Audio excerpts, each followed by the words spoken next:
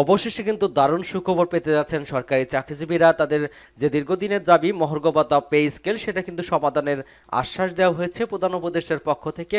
এটাই কিন্তু আজকের আলোচনায় থাকবে। এবং মহার্ঘ ভাতা বা পে স্কেলের সর্বশেষ নিউজ কি হবে, সেটা হবে কি হবে না সে সম্পর্কে আজকের ভিডিওতে ধারণা দেওয়া হবে। সম্পূর্ণ ধারণা পেতে পুরো ভিডিওটা না টেনে দেখুন এবং আমাদের চ্যানেলে যারা নতুন সদস্য আছেন তারা চ্যানেলটি সাবস্ক্রাইব করে আমাদের সাথে থাকুন। তো চলুন মূল আলোচনায়। এখানে যেটা বলা হচ্ছে যে নবম পে স্কেল এবং মহার্ঘ ভাতা, সরকারি চাকরিজীবী ঐক্য পরিষদের দাবি দ্রুত সময়ের মধ্যে সমাধানের আশ্বাস। 50% মহার্ঘ ভাতা এবং নবম পে স্কেল বাস্তবায়ন সহ 7 দফার দাবিতে আন্দোলনরত সরকারি চাকরিজীবী ঐক্য পরিষদের নেতাদের দাবি দ্রুত সময়ের মধ্যে সমাধানের আশ্বাস দেওয়া হয়েছে।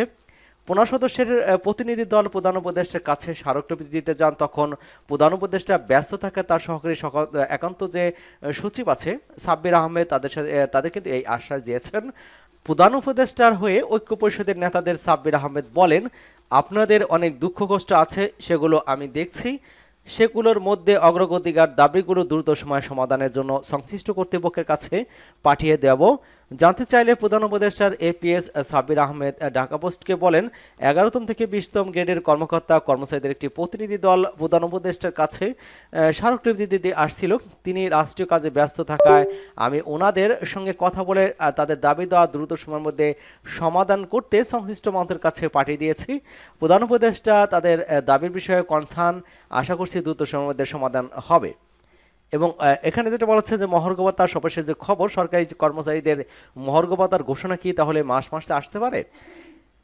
সরকারি কর্মচারীদের মহার্ঘ ভাতা জানুয়ারি হতে কার্যকর হলে ফেব্রুয়ারি মাসে বেতনের সাথে পাওয়া যাবে বা কিনা, জানুয়ারি হতে কার্যকর হবে কিনা তা, বা 4,000 টাকায় পাওয়া যাবে কিনা, এমন প্রশ্ন করেছেন অনেকেই। গত 9 জানুয়ারি 2025 তারিখে জ্যেষ্ঠ সচিব মহোদয় প্রেস ব্রিফিং, এরপর আর কোনো তথ্য কর্তৃপক্ষ জানায়নি। তবে ইতিমধ্যে কিন্তু 2টি মিটিং সংগঠিত হয়েছে, ব্যাপারটি আপনারা সকলে অবগত আছেন।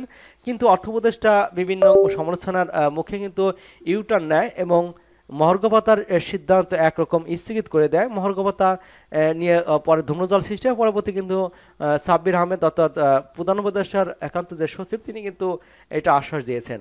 এবং গত 11 ডিসেম্বর 2024 তারিখে ভাতা বিষয়ে একটি কমিটি গঠন করা হয়েছিল। আজ জনপ্রশাসন দেশের সচিব মোখলেছুর রহমান এবং কমিটির সদস্য হিসেবে কিন্তু সাংবাদিকদের প্রশ্নের অবগত করেছেন যে মহার্ঘ ভাতা বিষয়ে 2টি মিটিং ইতিমধ্যে হয়েছে। মোট কথা মহার্ঘ ভাতা প্রদানের কার্যক্রম চলমান রয়েছে এবং আগামী জুনের মধ্যে বাস্তবিত হবে এমন মন্তব্য করেছেন তিনি। ইতিমধ্যে কিন্তু সংবাদ মাধ্যমে বিষয়টি অধিকাংশেরই দৃষ্টিগোচর হয়েছে। তবে গেজেটের জন্য অপেক্ষা করতে হবে এবং গেজেট না হওয়া পর্যন্ত 4,000 থেকে 7,800 টাকা মহার্ঘ ভাতার ঘোষণা দেওয়া ছোঁয়ার বাইরেই থেকে যাবে। এখন পুনরায় নবম পে স্কেল এবং মহার্ঘ ভাতা নিয়ে আলোচনা চলছে এবং মহার্ঘ ভাতা নিয়ে অর্থনীতি এবং সাংবাদিকরা যে উল্টাপাল্টা বক্তব্য দিচ্ছে তার পরিপ্রেক্ষিতে তাদের বেতন ভাতা আমাদের সমান করা উচিত, এমন দাবি করেছেন। বিভিন্ন পোস্ট থেকে পাওয়া তথ্য মোতাবেক যদি 4,000 টাকা বাড়ি ভাড়া বা তাদের কথা অনুযায়ী ইনক্রিমেন্টের সময় বেসিকের সাথে যোগ হয়, তাহলে কিন্তু সর্বনিম্ন 8,250 টাকা প্লাস 4,000 টাকা ইনক্রিমেন্ট বাসা ভাড়া, তাহলে তো জুলাই থেকে প্রায় 6 থেকে 7,000 টাকার মতো বেড়ে যায়। এই পর্যন্ত অনেকে ধরনের পোস্ট দেখেছি। আসলে হিসেব কী হবে এই প্রশ্নের উত্তরের জন্য অপেক্ষা করতে হবে। গেজেট হলে কিংবা পুরো প্রেস ব্রিফিং না হবে কিন্তু বলা যাচ্ছে না। এই মহার্ঘ ভাতা কিন্তু দেওয়া হবে এমনটা কিন্তু আশ্বাস দেওয়া হয়েছে প্রধান উপদেষ্টার পক্ষ থেকে এবং দাবি দেওয়া কিন্তু অনেক দিন ধরে করে আসছেন এবং তারা কিন্তু বলেছেন যদি 15 ফেব্রুয়ারির মধ্যে যদি দাবি মহার্ঘ ভাতা বা পে স্কেল ঘোষণা না করা হয়, সেক্ষেত্রে কিন্তু তারা স্মারকলিপি প্রদান করবেন ইউনো বরাবর। তারপরে কিন্তু তারা ব্যাপক আন্দোলনের প্রস্তুতি নিয়েছেন, অর্থাৎ 1 মাস থেকে কিন্তু সারা দেশেই কর্মবিরতিতে যাবেন, কঠোর আন্দোলন করবেন। সেক্ষেত্রে সরকারের টরক করতে বাধ্য হবে এমনটা কিন্তু আমরা প্রত্যাশা করছি, কারণ যখন কর্মবিরতি শুরু হবে তখন হয়তো একটা সমাধান আসবে এবং মার্চ মাসে বেতন আসতে পারে এমন সংবাদও কিন্তু আমরা বিভিন্ন পত্রিকায় দেখতে পেয়েছি, এমনটা কিন্তু জানা যাচ্ছে। দেখা যাক এখন সেটা প্রজ্ঞাপন বা কোনো বিজ্ঞপ্তি প্রকাশ না হওয়া পর্যন্ত বলা যাচ্ছে না। এই ছিল আজকের সংবাদের হাতে পাওয়া সর্বশেষ সংবাদ। সকলকে ধন্যবাদ জানাচ্ছি এবং আমাদের চ্যানেলকে যারা এখনো সাবস্ক্রাইব করেন চ্যানেলটি সাবস্ক্রাইব করে আমাদের সাথেই থাকুন।